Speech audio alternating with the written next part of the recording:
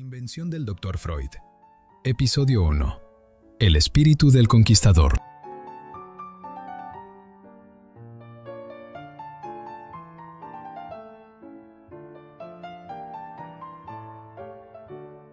Esta es una investigación, por lo cual lo que van a escuchar no es ficción. Es un documental sonoro sobre el trayecto en el cual un joven neurólogo vienés, en el último tramo del siglo XIX, fue empujado por la insuficiencia de la medicina y por su propia audacia hacia una forma completamente nueva de escuchar el sufrimiento humano y de escribirlo. Porque lo que Freud inventó no fue solo una forma de curar, fue una forma de narrar y transmitir lo que ocurre cuando alguien habla de su dolor ante otro que está dispuesto a escucharlo. Comenzamos.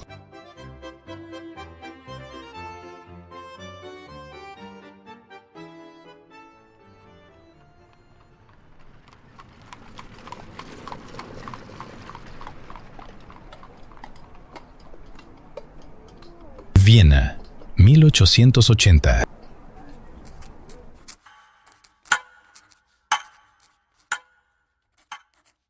El mundo tiene una gramática, y esa gramática dice que todo lo que existe puede verse, pesarse o medirse, que todo fenómeno tiene una causa física o química, que el cuerpo humano, incluido el sistema nervioso, el cerebro y, cómo no, también la mente, se trata de materia sometida a unas leyes que no se negocian.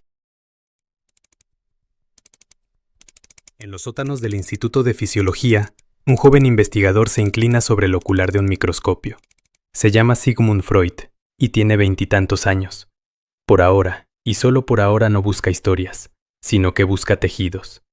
Busca la unidad mínima de lo vivo en el sistema nervioso de las anguilas de mar, de las lampreas. Aquí la verdad tiene un color, ya que alguien la tiñó con un reactivo para que pudiera verse. Incluso alguien antes la cortó con un bisturí para que también pudiera medirse. En este sótano, la verdad es eso que cabe entre dos vidrios y se pone bajo la lente del microscopio. El hombre que dirige este sótano se llama Ernst Wilhelm von Bruck. Es un alemán con ojos glaciales, al que los estudiantes aprenden a temer antes de conocerlo. En una universidad donde la ciencia coquetea todavía con el vitalismo, la idea de que hay una fuerza vital inmaterial que anima a los cuerpos, Bruck no coquetea con nada. Él es un materialista absoluto y un guardián del método. Un hombre que firmó un juramento con otros científicos comprometiéndose a probar que todo fenómeno biológico puede explicarse por fuerzas físicas y químicas. Nada más ni nada menos. Freud entra en este laboratorio como quien entra en una orden religiosa, con disciplina, con fe y con la esperanza de que el método lo lleve a alguna parte. Bruck le enseña a cortar, a teñir, a observar y a nunca confiarse ciegamente de la primera impresión. Le enseña que el ojo tiene que ser más paciente que la mano, y algo más que Freud va a tardar años en comprender, que hay cosas que el ojo, por más paciente que sea, no va a poder ver. Sigmund lo admira con esa intensidad particular que tienen las admiraciones jóvenes, cuando un maestro encarna todo lo que uno quiere llegar a ser. En el Instituto de Bruck da sus primeros pasos como investigador, y los da bien. Es paciente con el microscopio y riguroso con los datos. Puede pasarse semanas enteras estudiando con extrema minuciosidad el ganglio nervioso de un curioso animal acuático. En este sentido, hay algo en Freud que encaja perfectamente con la disciplina del laboratorio. Y sin embargo, también hay algo que no encaja.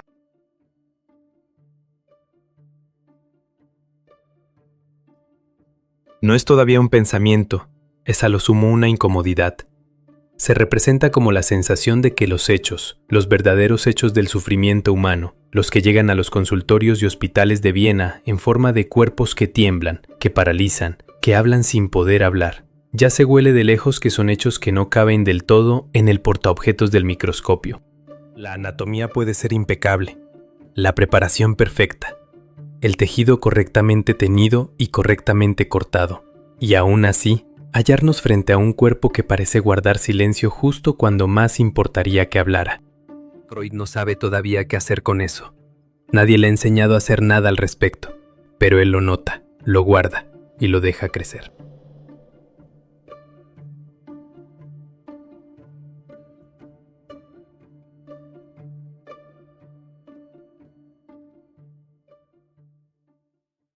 Si bien Bruck Es el primer maestro, no es el único.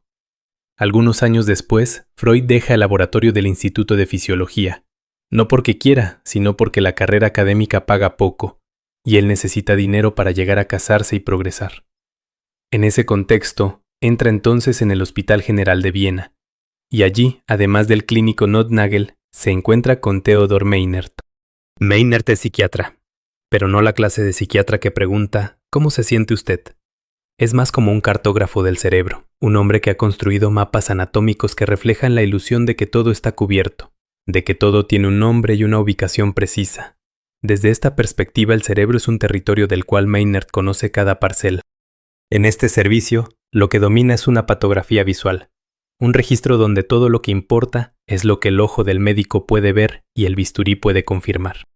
Freud aprende de Meinert, lo respeta y sigue diligentemente, pero en las salas del Hospital General empieza a encontrar algo que los mapas no contemplan.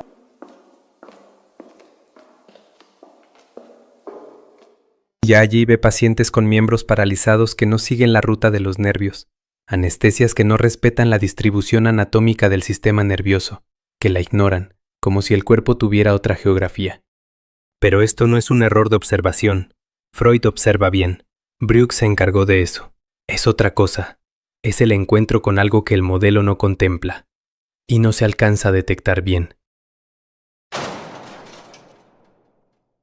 Porque lo que Freud empieza a sospechar, todavía sin palabras para decirlo, es que esos cuerpos no están fallando, más bien están diciendo algo que la medicina de su tiempo no sabe o no quiere escuchar, y algo que la historia clínica de su tiempo, ese formulario objetivo y mudo de subjetividad, no tiene dónde anotar.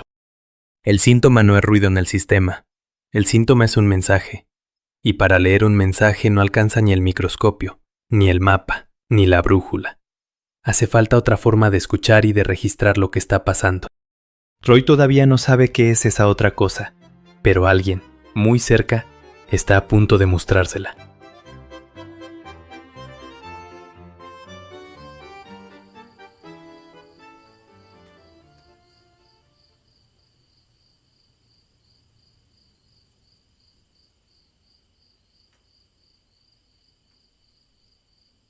Verano de 1883. Viena hierve. Joseph Breuer es médico, investigador y amigo. 14 años mayor que Freud. Alguien a quien lo admira de una manera distinta como admira a Breuck o a Meinert. No con la distancia del discípulo ante el maestro, sino con algo más cercano a la complicidad. Breuer lo escucha, le presta dinero cuando lo necesita, y si la ocasión y el calor excesivo lo amerita, también le presta su bañera para un baño fresco.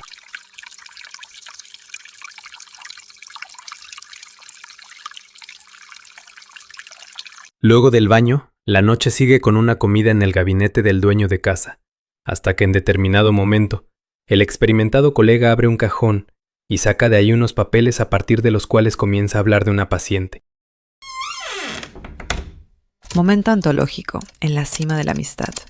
Baño fresco, cena tardía entre hombres en el gabinete del dueño de casa, rodeados de libros y bajo el humo azul de buenos cigarros. En el umbral del psicoanálisis, en la canícula vienesa, el dueño de la casa comienza a relatar un fascinante caso de histeria. La paciente se llama Berta Pappenheim, pero en los papeles de Breuer tiene otro nombre, Anna O. Joven, inteligente y extraordinariamente dotada. También enferma de algo que la medicina de entonces no termina de explicar.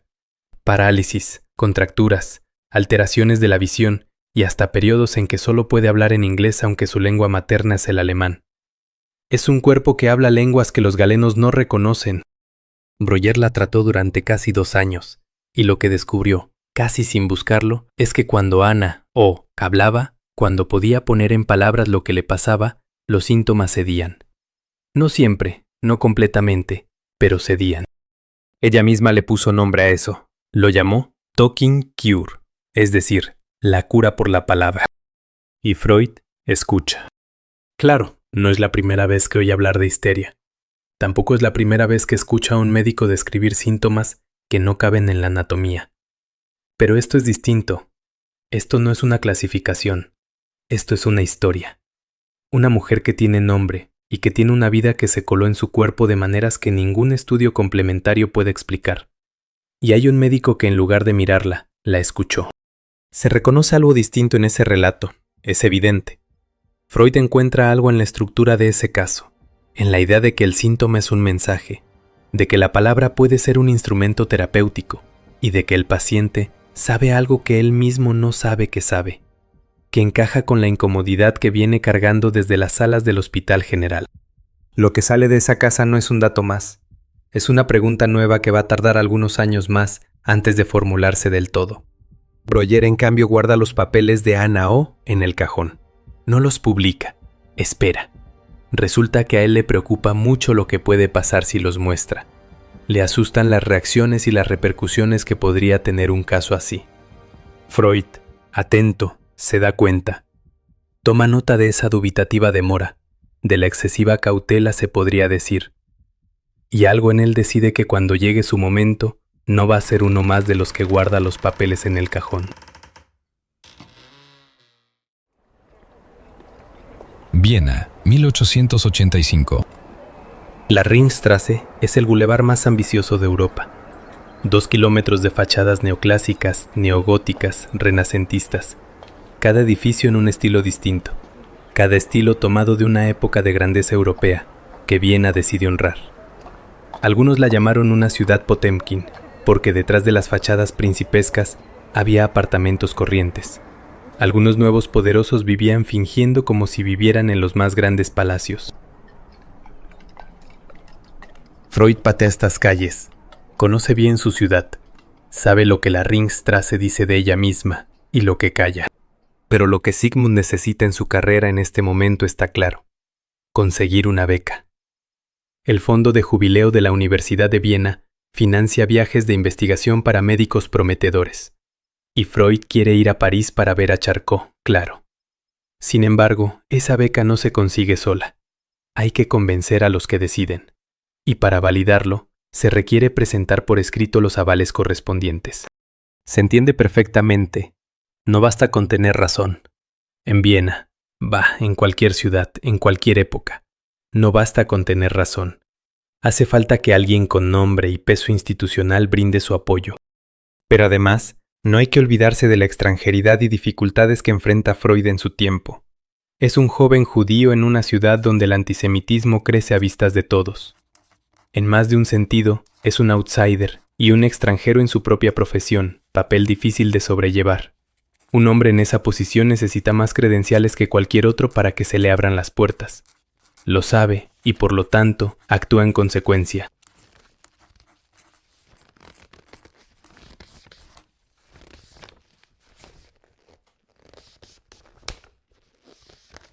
Consigue estas firmas. Brück, su primer maestro, el guardián del microscopio, el hombre de la disciplina más feroz. Breuer, su amigo, el médico que le confió el caso de Ana O. Meinert, el psiquiatra de peso. Y por último, Nothnagel, el clínico del Hospital General, otra columna del establishment médico vienés. 4 nombres, 4 firmas. Los guardianes del paradigma que Freud ya sospecha que va a tener que dejar atrás. Hay algo casi irónico en esto. Está usando el crédito del mundo que conoce para financiar la exploración del mundo que todavía no existe. Pide permiso al presente para ir a buscar el futuro. Conclusión. La beca se aprueba y Freud lo procesa caminando por la Ringstraße, calle principal de una ciudad que ama la forma y teme lo que la forma oculta. Pero él no. Él ya aprendió a mirar detrás de las fachadas en los sótanos de Brück, en las salas de Meinert y en el gabinete de Breuer. Lo que viene más adelante en París no es una especialización, es otra cosa.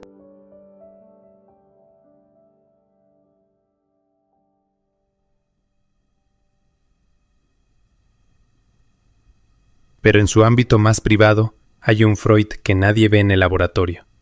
Ni Brück, ni Meinert, ni los colegas del Hospital General. Es el Freud de las cartas. Escribe a Martha Bernays, su prometida, que vive en Hamburgo, con una constancia que no tiene explicación puramente sentimental. Son cartas largas, densas y llenas de ideas a medio terminar. Observaciones clínicas mezcladas con quejas sobre el dinero, de teorías que todavía no son teorías y de promesas que todavía no tienen sustento. Le habla de gloria, de un futuro que construirá y de que algún día tendrán casa, dinero y tiempo en familia juntos. Ojo, también le habla de ciencia, de sus lecturas, de lo que ve en el hospital y de lo que ese material le genera. Le escribe como si la carta fuera el único espacio donde puede decir lo que de día, frente a los colegas y los microscopios, tiene que mantener contenido. Estas cartas no revelan solamente la vida afectiva de un joven médico enamorado, más bien evidencia lo que es el entrenamiento de un prolífico escritor. El desarrollo de la vida afectiva registrado en la escritura de la correspondencia dirigida a Marta le permitió ejercer un estilo alerta, claro y preciso, que en una misma trama teje debates de ideas, anotaciones concretas y múltiples referencias a la cultura general. En esas cartas Freud está aprendiendo a pensar en voz alta, a escribir el flujo de un pensamiento antes de que ese pensamiento tenga forma definitiva. Muy hábilmente logra sostener en una misma página el encuentro entre la ciencia, la intimidad y la especulación, sin que ninguna aplaste a las otras. Aún así, hay algo más que estas cartas revelan. Una tensión al interior de Freud, una distancia entre lo que el mundo espera de él y lo que él empieza a esperar de sí mismo. El mundo espera a un neurólogo que va a investigar sobre fibras y nervios. Sin embargo, Sigmund le escribe a Marta como si ya supiera que va a decepcionar esa expectativa, como si ya supiera que el camino que lo llama no es exactamente ese.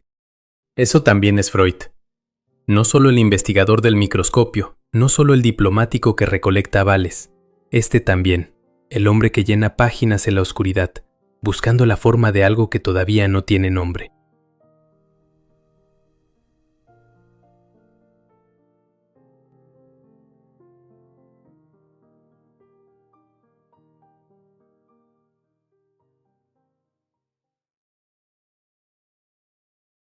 Hasta aquí ya ha jugado sus cartas. Tiene los avales, la beca y el permiso formal de las instituciones que representan exactamente el mundo que empieza a quedarle chico. Y ahora, en el silencio de su cuarto, con el equipaje a medio hacer, Freud se sienta a pensar en lo que está haciendo. No es un hombre que se engañe fácilmente. Sabe lo que lleva en el equipaje. Sabe que lo que encontró en las alas de Maynard, esos cuerpos que hablan un idioma que la anatomía no tiene oídos para escuchar, no cabe en los marcos que Breuck le enseñó. Sabe que lo que Breuer le contó esa noche de verano apunta en una dirección que ninguno de sus maestros está dispuesto a seguir del todo. Y sabe también que él sí está dispuesto. Así que ojo, porque las experiencias de rechazo, de sentirse un outsider, de a poco le enseñaron a familiarizarse con el hecho de estar en el lado de la oposición y la minoría. Y eso, en lugar de inhibirlo, fue fomentando la independencia de su juicio. A este respecto, hay una expresión que resuena. Freud como un conquistador. Más adelante, cuando ya tiene más palabras para lo que ahora solo intuye, lo deja escrito. No soy ni un hombre de ciencia, ni un observador, ni un experimentador, ni un pensador. Soy nada más que un temperamento de conquistador, un aventurero con la curiosidad, la osadía y la tenacidad de un tal. A gente así se la suele estimar solo cuando ha tenido éxito, cuando ha descubierto realmente algo, pero de lo contrario se la arroja a un lado. Y esto en definitiva no es tan injusto. Curiosidad, osadía y tenacidad. La autopercepción de un hombre que entiende que lo mueve no es el saber acumulado, sino el impulso hacia lo que todavía no se sabe. Y como si fuera poco, posee la lucidez de saber que eso tiene un precio, que si no encuentra nada, será arrojado a un costado.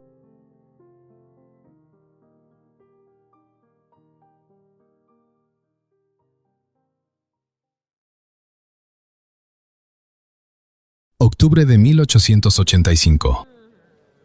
Hierro, vapor y gente circulando por doquier representan la forma en que la ciudad expulsa a sus viajeros, o los deja ir, que no es lo mismo.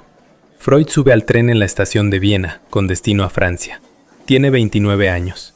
Lleva una maleta y también acarrea una cantidad considerable de incertidumbre.